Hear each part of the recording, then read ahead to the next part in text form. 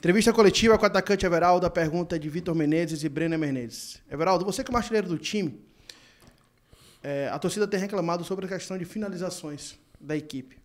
Você, como atacante, acha de fato que o time falta chutar mais? Isso é uma coisa que incomoda vocês?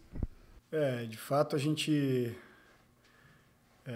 tem que finalizar mais, a gente precisa finalizar mais, principalmente às vezes de fora da área, né? Onde muitas vezes se criam os espaços, porque os times sabem que o nosso time constrói bem o jogo e a maioria dos nossos gols tem sido dentro da área, né? Então, os times que nos enfrentam acabam estudando isso e fechando mais esses espaços dentro da área e consequentemente, abre mais espaço de fora da área, é onde a gente pode aproveitar um pouco mais as oportunidades para finalizar.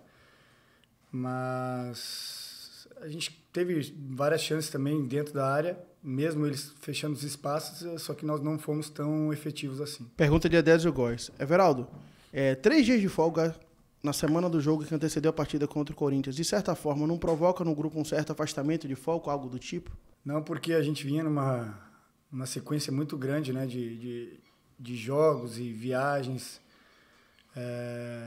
Estava sendo bem cansativo, o grupo estava sentindo bastante e a gente precisava. Isso não falando só como jogador, não. Fisiologicamente, o pessoal que é responsável por isso nos passou que era importante, né, essa folga até para dar um descanso. E, enfim, não vejo dessa forma.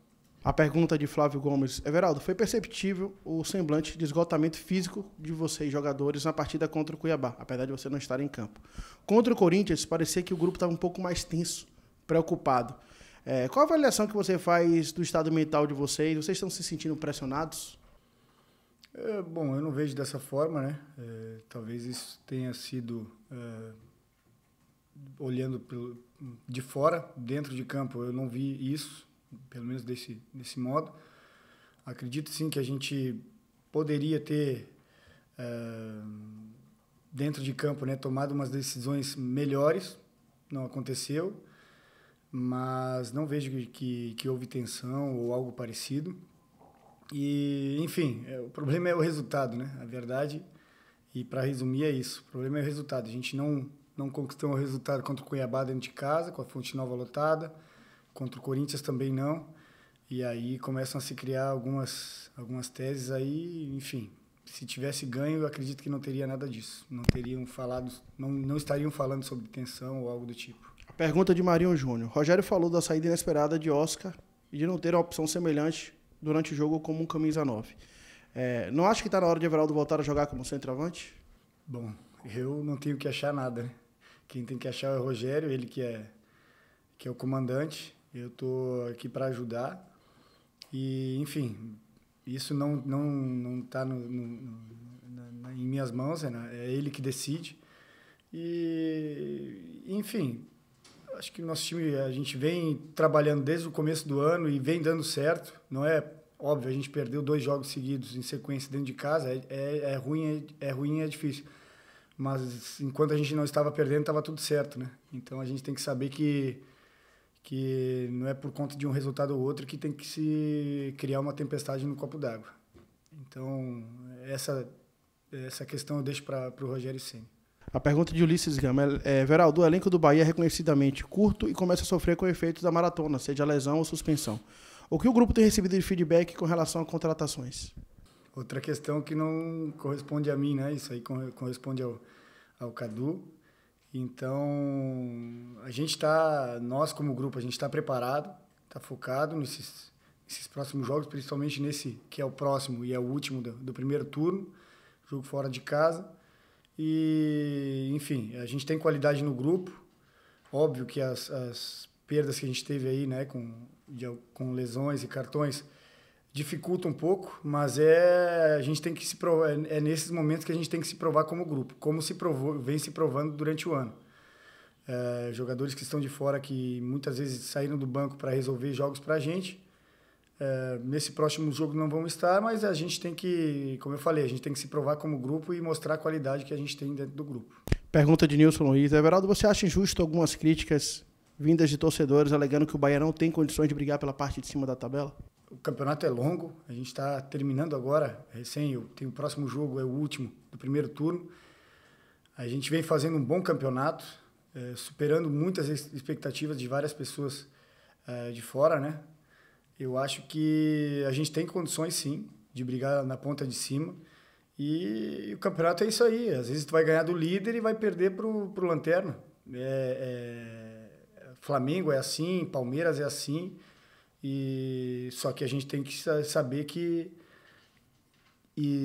temos que minimizar os erros e minimizar as chances disso voltar a acontecer, né? Eu acho que essas 2 derrotas dentro de casa são bastante doloridas. A gente vinha numa sequência muito boa, mas que tem que servir de alerta e não pode mais voltar a acontecer, né? Então, em relação à crítica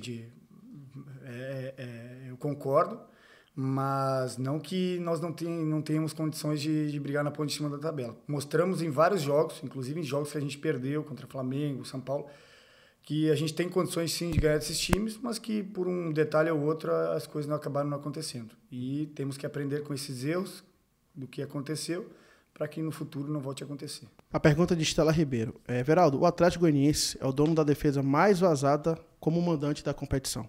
Por outro lado, o time que mais marcou como visitante é o Bahia. Qual o peso que essa pressão traz em um momento que o Bahia precisa vencer? Isso traz uma certa pressão, saber esses dados? Bom, são dados, né? A gente tem que chegar lá e colocar em prática. A gente não pode ir pensando que vai ser um jogo fácil, obviamente não vai ser, né?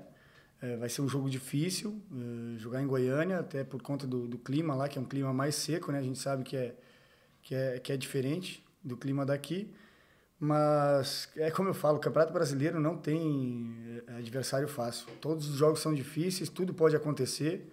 O que a gente tem que fazer é ter maior atenção para que o que vem acontecendo nos últimos jogos e são detalhes e erros que estão culminando nas nossas derrotas não venha acontecer agora no jogo de quarta-feira. É um jogo difícil, eu não vejo dessa forma. Claro, quem vê de fora olha o Bahia brigando lá na ponta de cima e aí vê o Atlético Goianiense brigando lá embaixo, né, para sair da zona de rebaixamento, fica criando expectativas e achando que vai ser um jogo fácil. E nós aqui dentro, nós não vemos dessa maneira, porque a gente sabe o campeonato que a gente joga e a dificuldade que ele tem. Então, manter os pés no chão e focar no nosso trabalho e ir para lá e buscar os 3 pontos, obviamente, mas sabendo que vai ser um jogo difícil. As últimas 2 perguntas, uma é de Gabriel Bacelar, ele fala sobre a quantidade de oportunidades desperdiçadas desde o começo do campeonato. E aí ele fala, como vocês estão se cobrando para atingir um nível ainda mais forte de efetividade dentro das partidas? A gente se cobra nas revisões, né, que o Rogério faz com a gente, pós-jogo, a gente se cobra nos treinos, nas finalizações, a gente trabalha mais, vem trabalhando mais em relação a isso. E, enfim, às vezes também tem o mérito, né, porque do outro lado não é 11 contra 0, do outro lado tem 11 jogadores. Tem vezes que a gente pega os goleiros em fases muito boas, né? No caso desse jogo contra o Corinthians também, o goleiro deles, no meu ponto de vista, foi muito bem. E, enfim, a gente tem que melhorar, obviamente, mas tem que saber também que do outro lado tem 11 caras que estão ali querendo a mesma coisa que a gente. Pergunta de Sival Anjos, Marcelo Ramos, Luiz Guimarães, Manuel Nascimento e Pititinga. Eles perguntam como terminar bem o primeiro turno para começar o segundo em alta e se, de certa forma, os 2 resultados negativos em casa tornam o triunfo de amanhã imprescindível para os sonhos do Bahia na competição. Com certeza, com certeza. Eu não vou mentir que a gente contava com esses 2 triunfos dentro de casa, que foi contra o Cuiabá e contra o Corinthians. Não aconteceu, mas agora não tem como voltar atrás, não tenho o que lamentar, é focar no próximo jogo. E eu acho que terminando o primeiro turno com 33 pontos, contando com esse triunfo de amanhã, tem muita coisa para acontecer no segundo turno. São vários jogos que a gente tem dentro de casa contra adversários difíceis, mas que a gente tem totais condições de vencer. Então, o campeonato como eu falei, o campeonato é longo, o campeonato é difícil. mas o principal é esse jogo de amanhã. A gente tem que voltar a vencer, tem que voltar a pontuar, como o Rogério falou com a gente tem que sair do lugar que a gente está, porque já fazem 2 rodadas que a gente não pontua, né? E isso não vinha acontecendo. Então, foco total no jogo de amanhã, e independente das perdas que a gente teve aí, a gente vai com força total do que a gente tem à disposição para conquistar esse triunfo aí, porque a gente tem que sair da posição que a gente está, a gente tem que voltar a subir, tem que voltar a pontuar e principalmente fora de casa.